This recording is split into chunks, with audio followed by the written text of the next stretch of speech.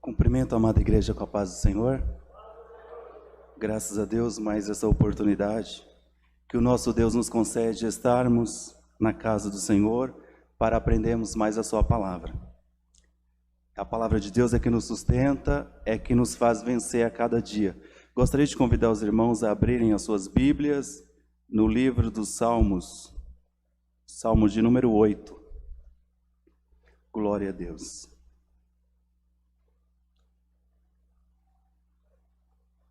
Salmos de número 8.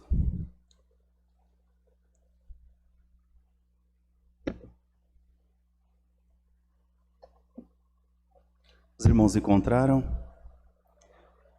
A epígrafe diz assim: Deus é glorificado nas suas obras e na sua bondade para com o homem. Salmo de Davi para o cantor sob Gitite. Ó Senhor, Senhor nosso, quão admirável é o teu nome em toda a terra, pois puseste a tua glória sobre os céus. Da boca das crianças e dos que mamam, tu suscitaste força, por causa dos teus adversários, para fazeres calar o inimigo e vingativo. Quando vejo os teus céus, obras dos teus dedos, a lua e as estrelas que preparaste. Que é o homem mortal para que te lembre dele, e o filho do homem para que o visites? Contudo, pouco menor o fizeste do que os anjos, e de glória e de honra o coroaste. Fazes com que ele tenha domínio sobre as obras das tuas mãos, tu puseste debaixo dos seus pés. Todas as ovelhas e bois, assim como os animais do campo, as aves dos céus e os peixes do mar, e tudo que passa pela vereda dos mares. Ó Senhor, Senhor nosso, quão admirável é o teu nome em toda a terra. Amém. Glória a Deus. Esse salmo bastante glorioso, irmãos, pode assentar. Onde Deus é glorificado nas suas obras e na sua bondade para com o homem.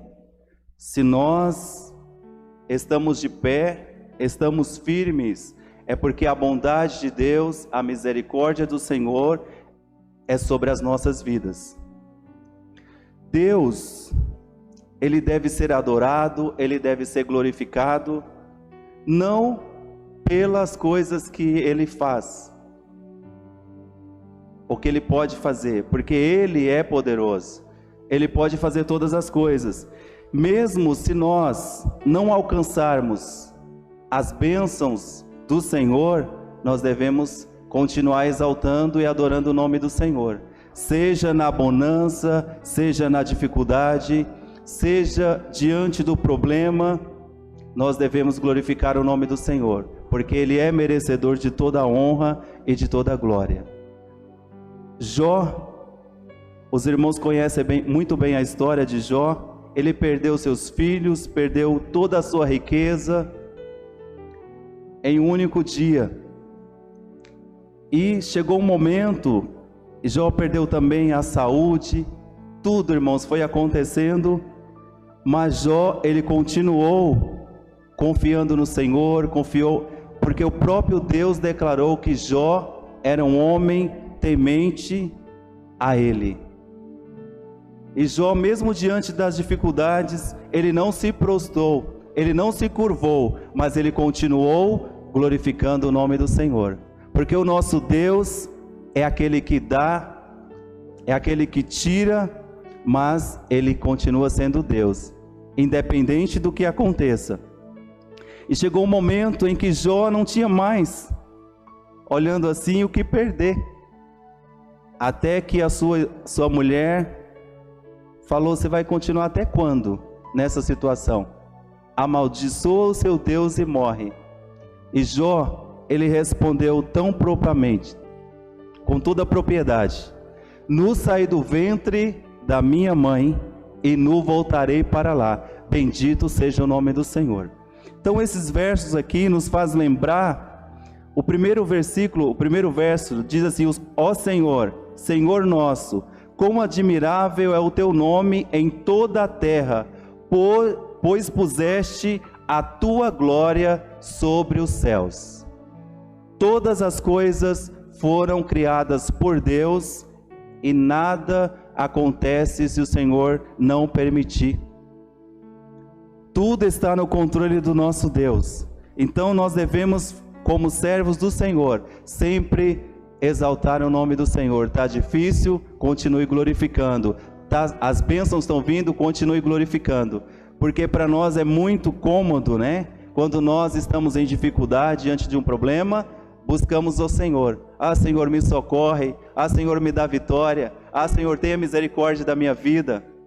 E quando o Senhor abençoa, nós não agradecemos. Então devemos ser gratos ao Senhor por tudo. 1 Coríntios, capítulo de número 2, versículo de número 8. Glória a Deus. Vamos ler a palavra do Senhor. Tenho uns 20 minutos ainda que me resta.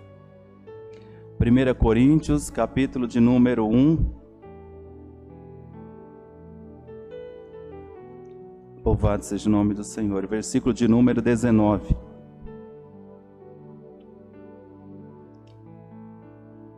Porque está escrito: destruirei a sabedoria dos sábios e aniquilarei a inteligência dos inteligentes.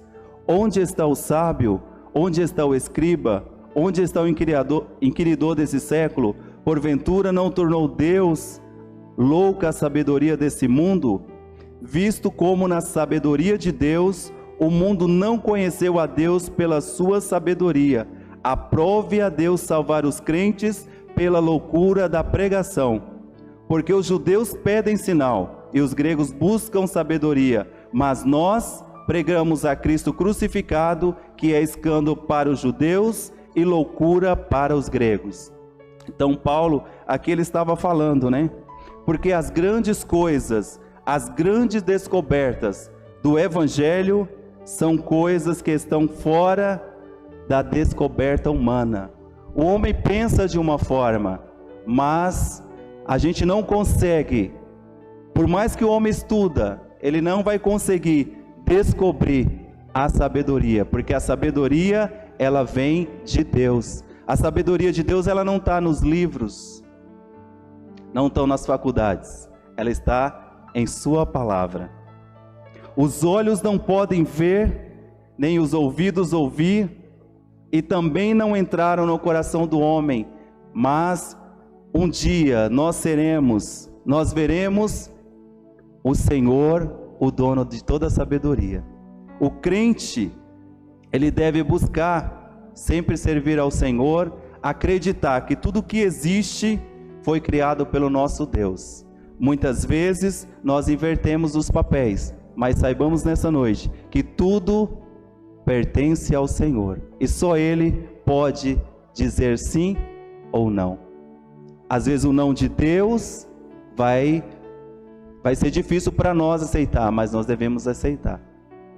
Bom seria se tudo que nós quiséssemos ou que a gente almeja fosse sempre um sim. Mas vai chegar momentos em que nós devemos ter o discernimento de que tudo depende da vontade do Senhor, porque Ele conhece todas as coisas. Nós não sabemos o dia de amanhã, mas o nosso Deus, Ele está conosco no futuro. Podemos acreditar assim.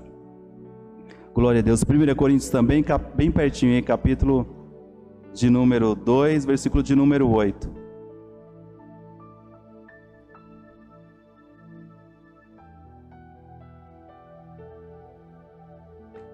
Diz assim: a qual nenhum dos príncipes desse mundo conheceu, porque se conhecessem nunca crucificariam ao Senhor da glória.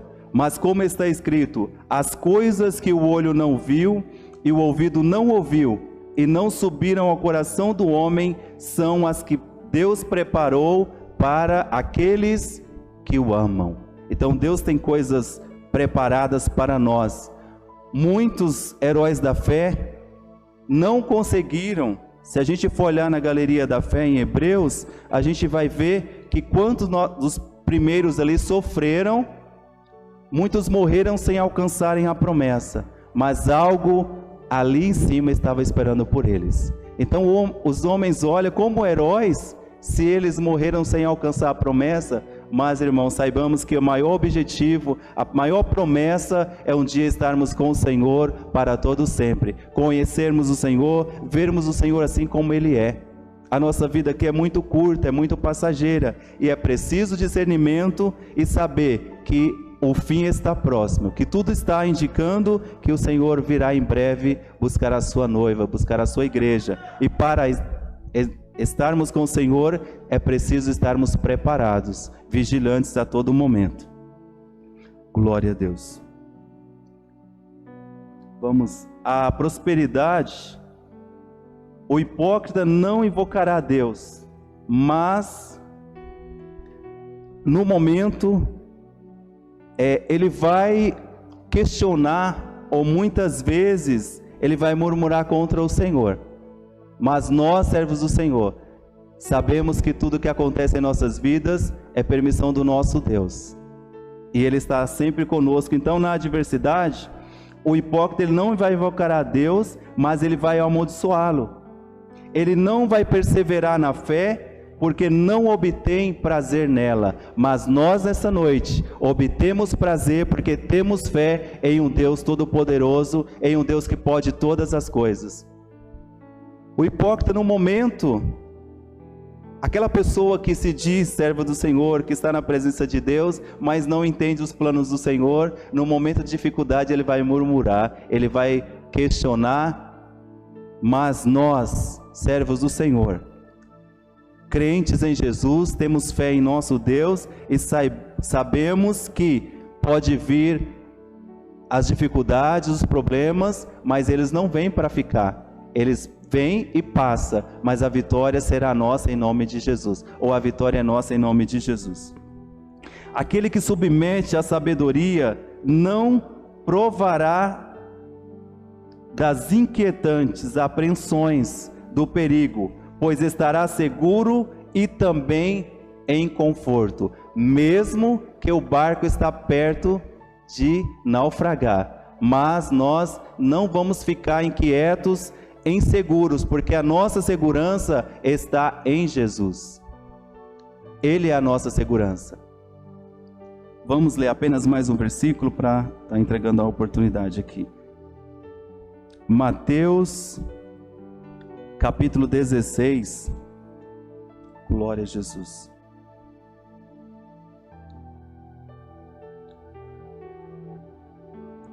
E versículo 17.